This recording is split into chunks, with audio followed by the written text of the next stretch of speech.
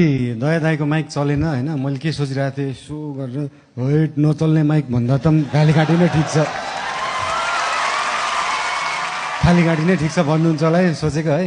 मलाई एकदमै एक्टिङमा पनि एकदम सक मजाले दयाङ दाईको सौगात दाईको चाहिँ मैले क्यारिकेचर गर्थेँ कि एकचोटि सौगात दाईको सडङ्ग मुभी आएको थियो होइन, मेरो 12 जना साथीहरूलाई लिएर गएर ल हिँड आज तिमीहरूलाई फिल्म देखाउँछु भनेर। कुन फिल्म हो भन्दाखेरि नेपाली फिल्म हो भन्दाखेरि बलिउड फिल्म हेरौँ न हलिउड भने हिँड नेपाली फिल्म हेर्न हिँड भनेको। सडङ्ग देखाए सबै साथीलाई, सबैले थ्याङ्क यू भने क्या, कस्तो राम्रो फिल्म भनेर है। चियर बागर कट्टा पक्रेछ कि केरा पक्रेछ रे, राम्ररी पकड न तब न ठोक्छस्। त्यो यस्तो भन्नाले त्यो भाइ उहाँहरू दुईजनाको यति मनपर्छ नि, यति मनपर्छ के भनौँ होइन। उहाँको मण्डला थिएटरमा कति जान्थेँ पहिला, उहाँलाई थाहा छैन होला होइन।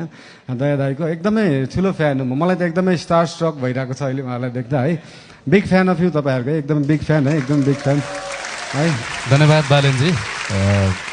जे होस् हाम्रो समर्थन छ बालेनजीलाई।